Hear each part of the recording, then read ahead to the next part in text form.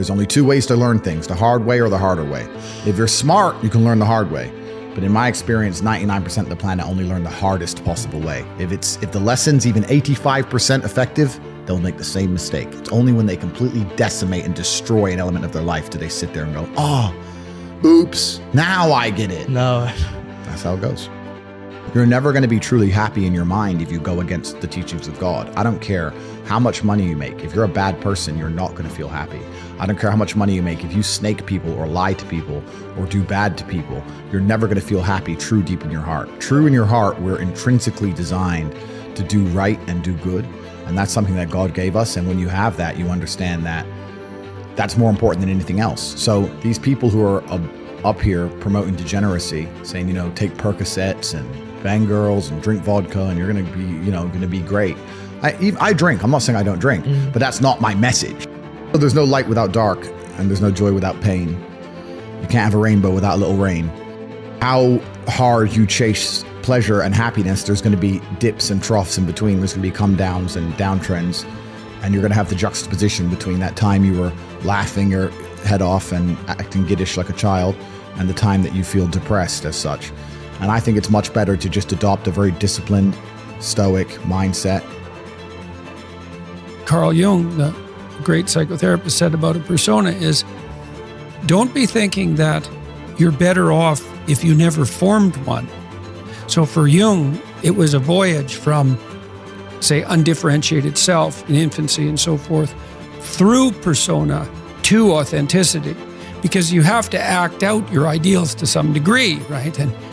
And you also have to formulate a avatar of yourself in some sense that's a mediator between you and other people in casual social encounters. Like, you don't want to walk into the bank and have the teller tell you about his or her day when you say, how are you doing, right? I mean, now and then that can happen, but generally it's too much intimacy too quickly. And so you need this functional shell. But the problem arises when that functional shell is all that there is. And then the real person underneath is just desperate and unhappy because nothing of what's being acted out reflects a true underlying reality.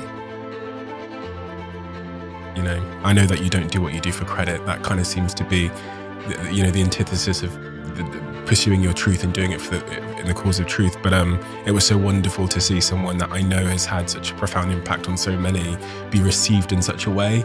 We have a closing tradition. Okay. One of the, I don't normally do this, but one of the really great CEOs in our country, a young guy, has built a multi-billion-dollar company, really great guy, sat here yesterday, and I actually told him for the first time who he was writing the question for, and I couldn't believe his face. Oh my God, that's the one person I want to have dinner with. This is probably the most successful young person in our country. And so he knew who he was writing the question for. So the question that the previous guest wrote is for you is,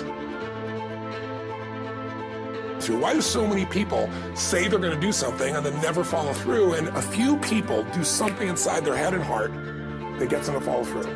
But there is an answer, because there are people that do follow through. And there are people that never did before, and then they've never followed through in their life, and now finally they break through. And that's what I try to focus on, is what those people do. So what do these people need to get started? Why aren't they starting?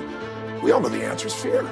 But the difference with you guys or me or anybody who's followed through is we're more afraid of what life would be like if we don't follow through than the person who's willing to settle for what they got and kind of hope it'll change and maybe purchase something for the moment and then not follow through on it.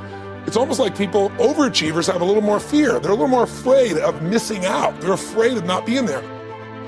But what happens for people is most people, that first basic need is where they live. They don't grow. Another need, the second need, is uncertainty.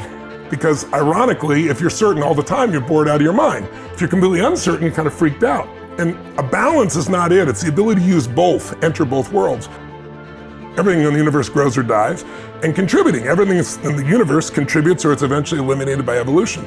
So those are the spiritual needs, growth and contribution, where you get beyond yourself. And I think that the majority of us don't take moves because of fear, and fear is just uncertainty.